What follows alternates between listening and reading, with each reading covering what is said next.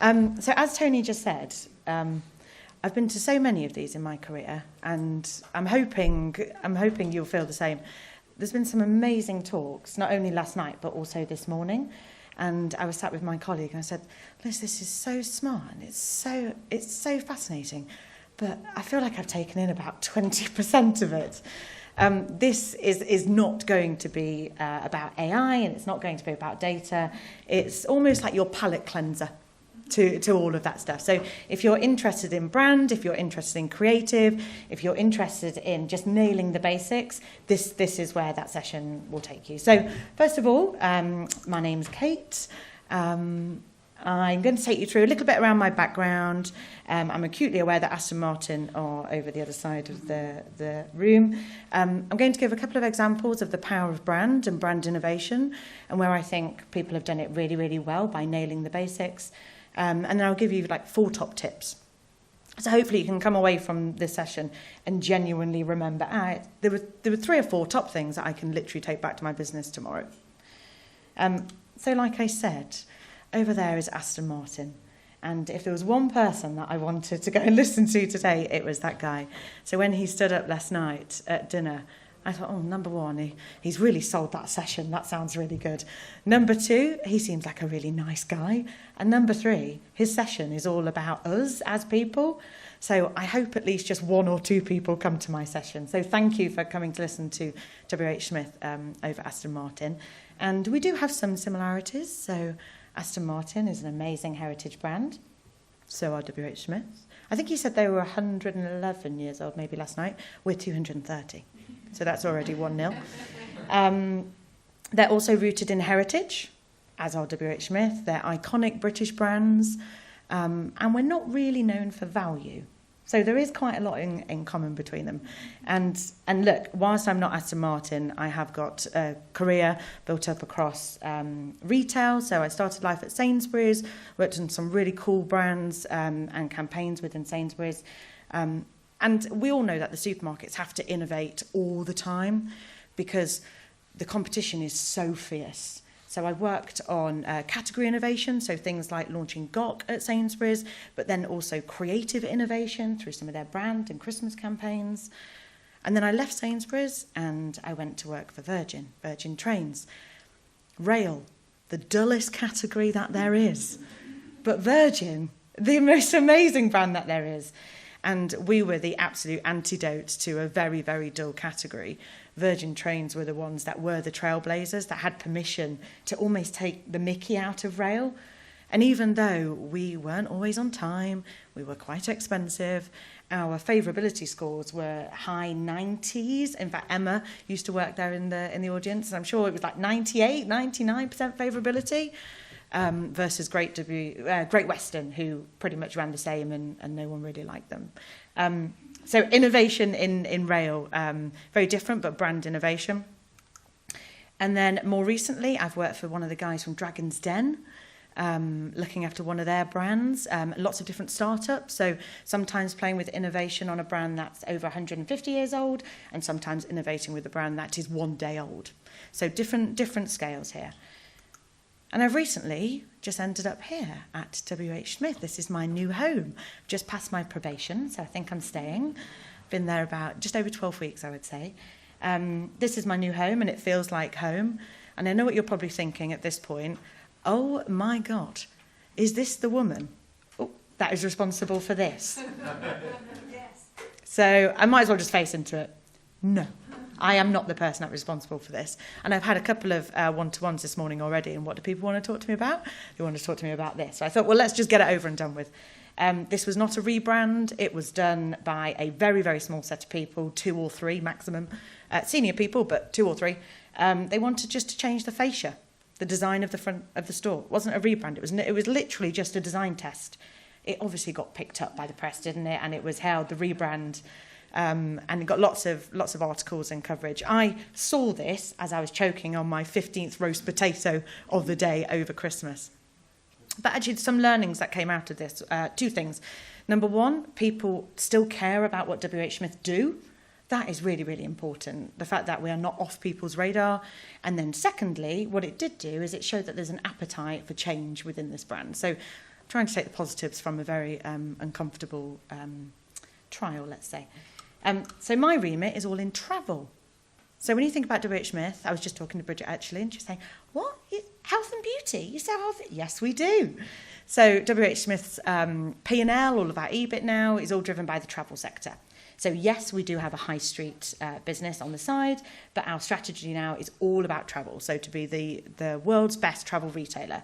And we are from Birmingham to Bali to Brussels. We're in Dubai. We're all over the world, actually. I think we have nearly over 1,700 stores now in airports, in rail, in service stations, etc. And the reason that I'm telling you this is because I am actually in, at the moment, a brand innovation space. So this is not just a number of slides that I've put together. This is live work that's happening right here, right now, within my career. And my goal really is to return WHSmith back to its rightful place of one of those iconic brands.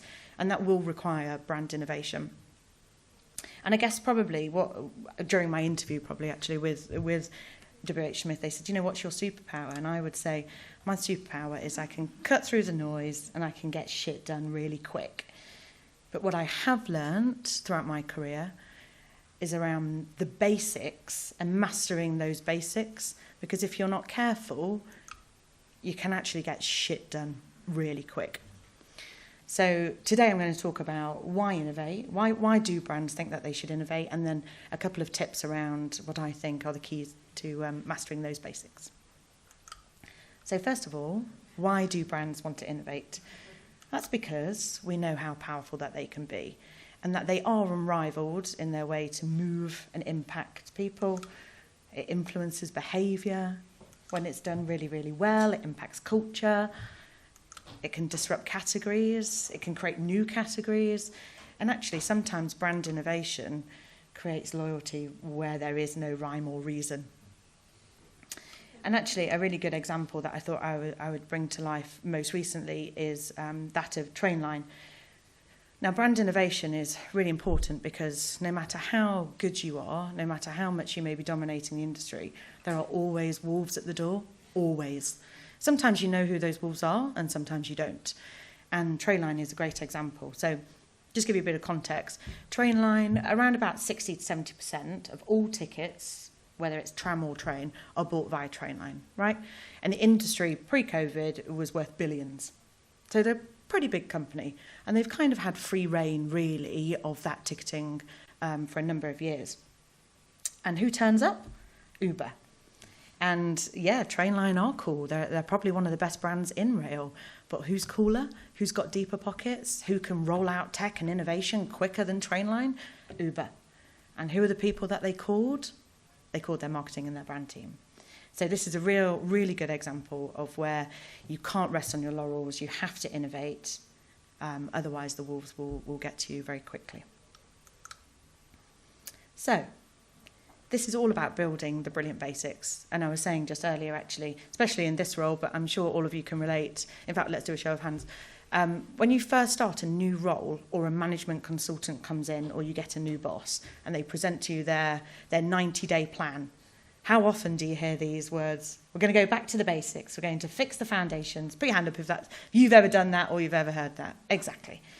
So it's something that we can all relate to, and quite often the brilliance is there in the basics. So I've got 4 tips for you. Number 1 is to be absolutely laser focused. So you can't purely exist and hope for the best. You have to be absolutely clear on what your brand proposition is for survival. And actually trying to be everything to everyone is a route for disaster. And there's some brands here on screen, which it's sad when you see these brands go.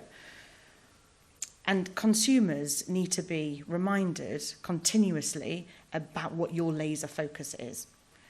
It's not enough to have a strong brand position and think that the job is done. It's about continuously defending your ground and making sure that that focus on what you stand for continues to be your strength. So a brand here that could have been eaten by the wolves, that weren't, and I'm so pleased that they didn't because I think they're doing fantastic things, are Holland & Barrett.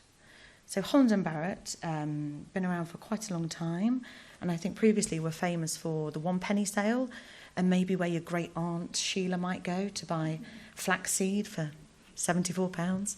And actually they were losing out to some really fierce competition of new brands, people like Grenade, NKD, Pukka, Bulk, MyProtein, etc. And what they were becoming was almost just a retailer that sold these brands, but those brands are then accessible online, they're accessible through Boots, they're accessible through lots of other different retailers. So what they did is they revisited, well, actually, what is their laser focus? And their laser focus is all around knowledge and expertise. So what they do now is they send all of their staff through almost like a master's degree on specific health initiatives so that they genuinely can advise their customers on the benefits of different health products and categories. And not only are they able to do that through their communication, but they also build specific areas in store to have those one-on-one interactions. Now, they still sell flaxseed. It's probably still $74.99. And their general offering hasn't changed that much. But what we do know to be true is that trusted expertise is absolutely at the forefront of every point of communication now that they roll out. And it is without a doubt working for them. So not only are they seeing an increase in their brand consideration, but also 90% repeat purchase. And that's during a cost of living crisis where people don't have £74 to spend on flaxseed. So clearly this is landing in a very strong way. Number 2 is simplification before innovation. So I don't think we should underestimate the power of new. And we all like to be that person, don't we, that brings something new to the table that's not been thought of before, that people get excited about. That's natural. But I think never new for new's sake. I would say you can still innovate by disrupting yourself, and that might be through different partners, it might be through different processes, it might be through working or collaborating with businesses that you would never consider. Sometimes that's the way to think differently rather than innovating for the sake of it. And it's very easy to keep adding more, but actually to simplify and execute that really well is really hard because you're very exposed. So I genuinely believe that simplification is the key to real success. And God, what a case study. McDonald's, like arguably the best brand in the world, I think.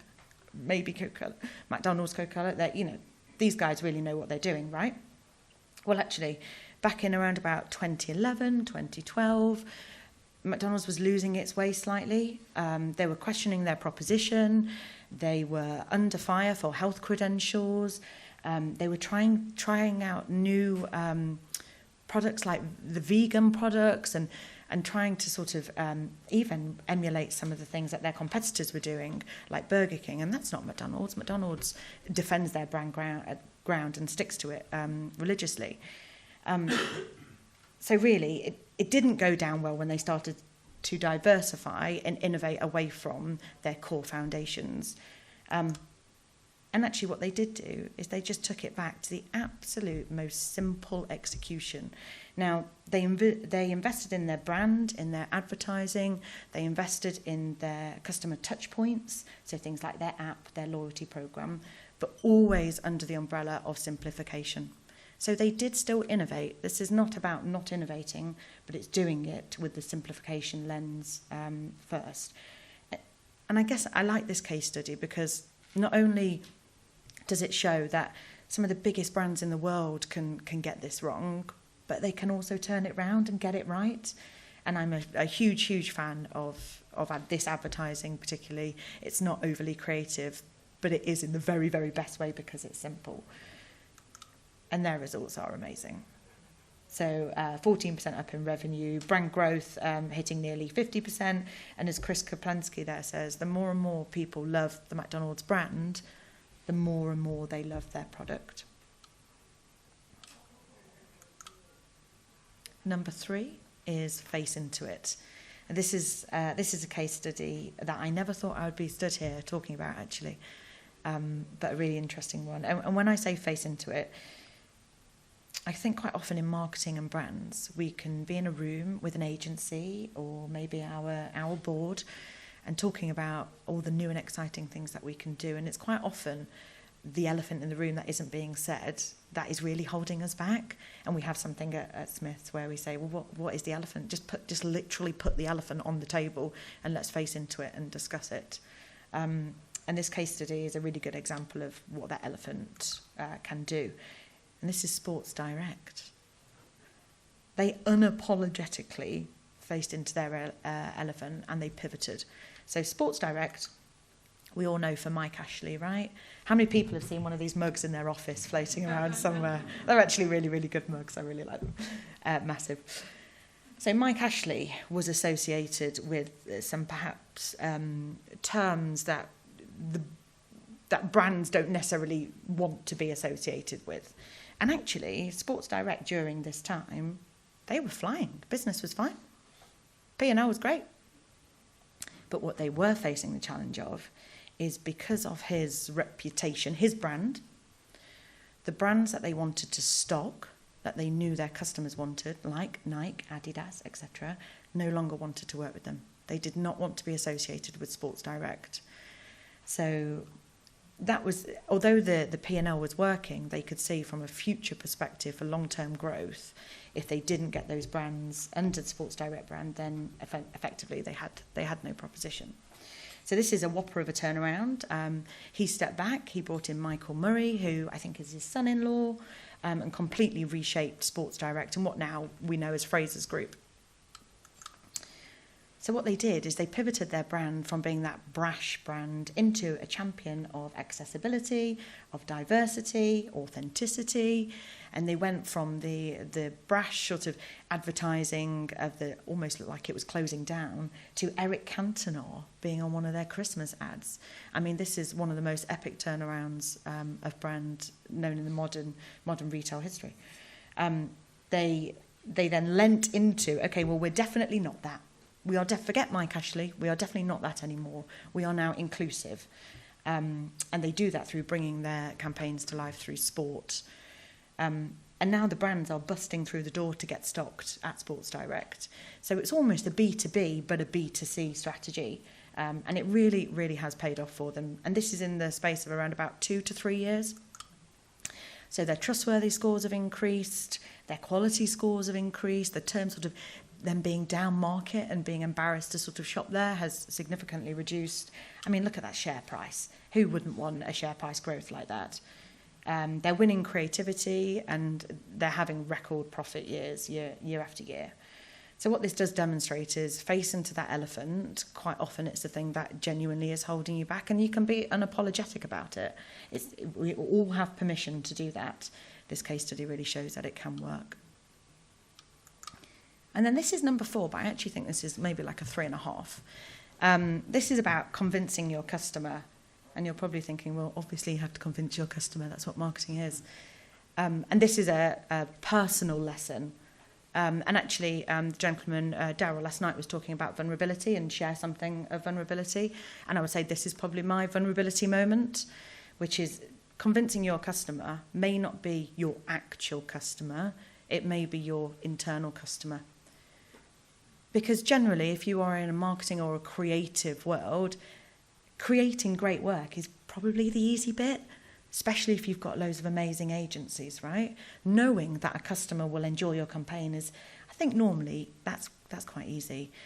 Convincing for the investment and the justification of it, that's the hard bit. So when I say your customer, it's this person. It's your CFO, which can be a man or a woman. But it's your CFO, really. And I would say my personal lessons are you and your CFO do need to be best friends, because whilst marketing is about creative, it's fundamentally to drive a return on investment.